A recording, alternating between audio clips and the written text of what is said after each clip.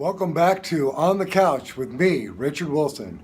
Today we're talking about overthinking.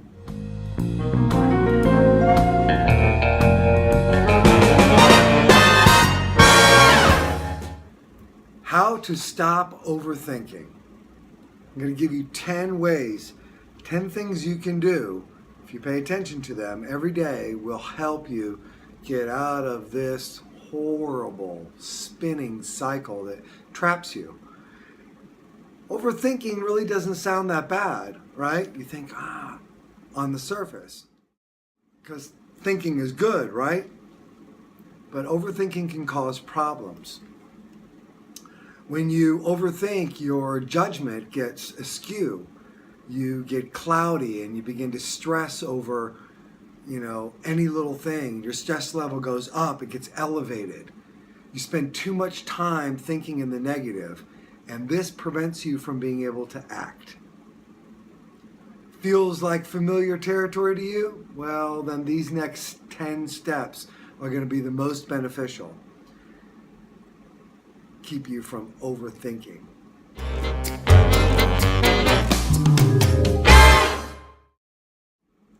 Number one, awareness is the key to beginning to make the change.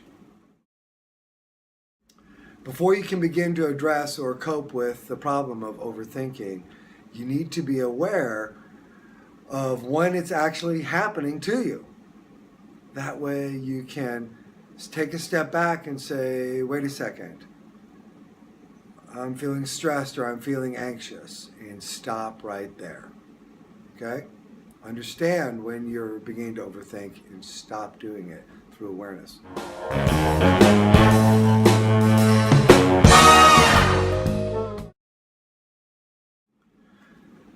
Number two, don't focus on the things that can go wrong or are going wrong. Focus on the things that can go right. In many cases, overthinking is caused by one simple emotion, and that's fear. When we focus on all the negative things that are happening around us, we become paralyzed. It's just a fact. You can't think straight. So when this happens, take a step back and realize that your direction that you're going in is probably actually a good thing, even though you're not getting there as fast as you want. But when you stop, begin to visualize all the things that are actually going right and how it's going to feel at the end of the task or the duties when you have completed them.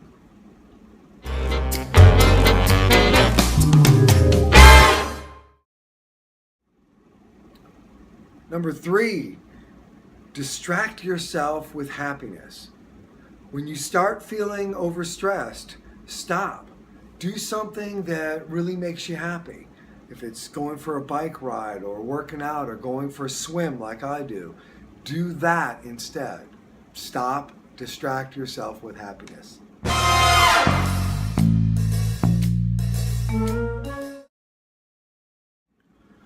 Number four, keep things in perspective. It's really easy to make a mountain out of a molehill, or to make things bigger than they are. And whenever you catch yourself doing that, ask yourself this question. Here's the key. How much is this really going to matter in 5 years? Or for that matter, how much is it going to matter in 1 month? You'll begin to realize that how you react and respond will change. Okay?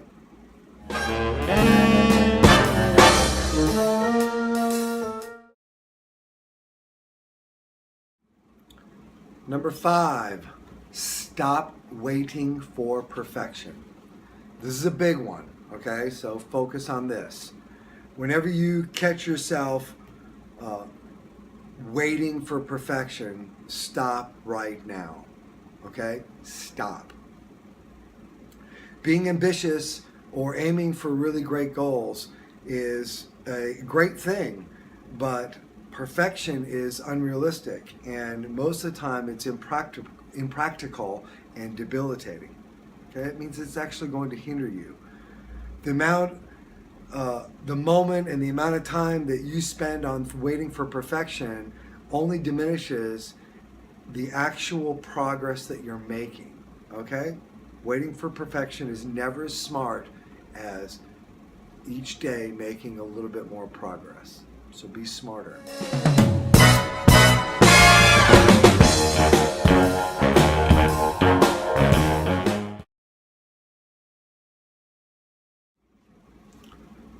Number 6,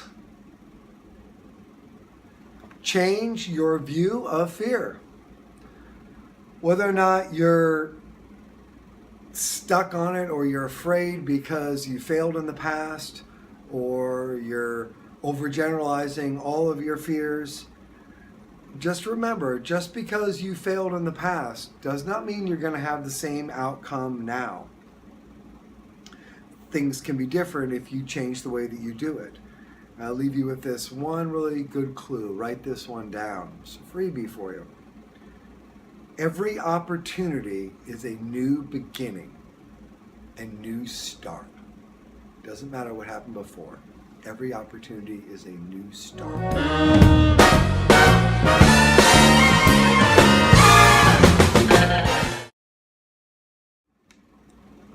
Number 7, how to stop overthinking? Put a timer to work, okay? Set a timer for 5 minutes. Think about your problem, worry about it, have a little fear, whatever, overanalyze. When you're done, that buzzer goes off, you're done. Stop thinking about it anymore, okay? Use a timer so you know when that's done, that buzzer goes off, it's time to put it away. Focus back on the task and trying to progress it. Okay, and if you're stuck there, then go back to number 4 and find some happiness.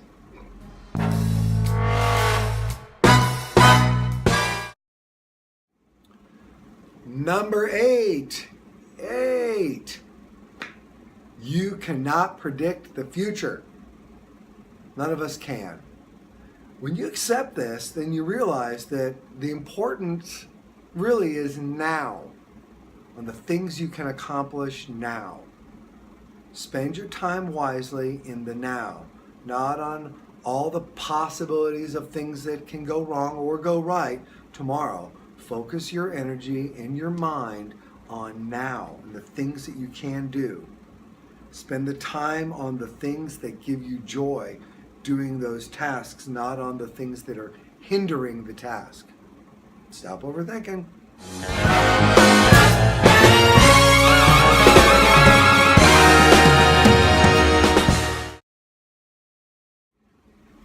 Number 9.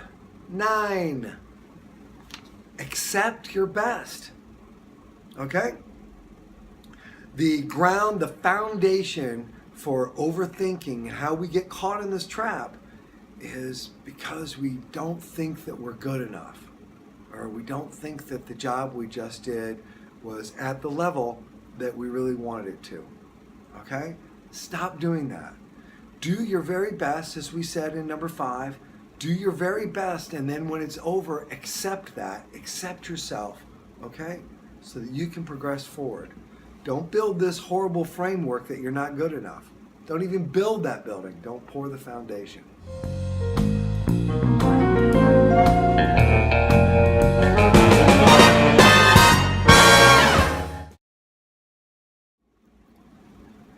Number 10.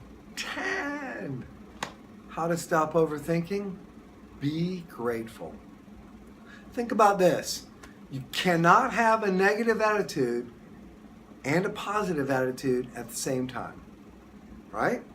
So don't choose the negative, choose the positive, okay? Every morning, write down all the things that you're grateful for. At the end of the shift or at the end of your day, write the same list again.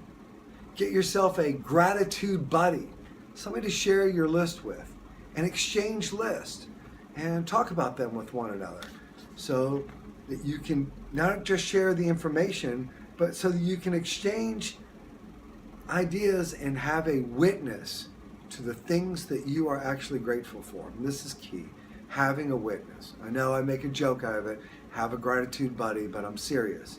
Have somebody who's witnessing you say the things that you are grateful for. All right?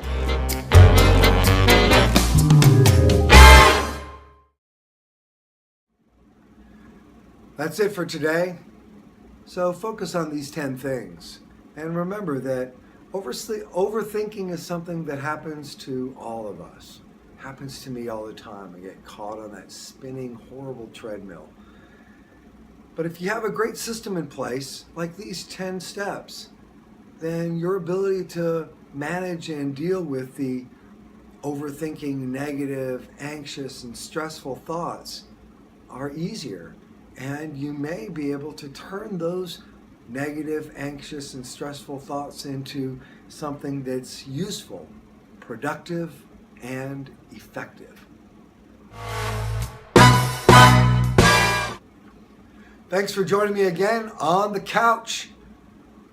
Look forward to seeing you at another episode. Meanwhile, go to www.stafftraining101.com and check out my lecture series. There's 7 lectures, each one broken down into 5-minute segments, quizzes, and all sorts of great information to help you create ownership, learn how to manage things and not people, and the overall running of a restaurant or a shop. Hope this has been helpful to you. Send me some feedback on my Facebook page at Staff Training 101, the Staff Train, or on our websites, stafftraining101.com or thestafftrain.com. I'm Richard Wilson, and I'll be looking for you on the couch.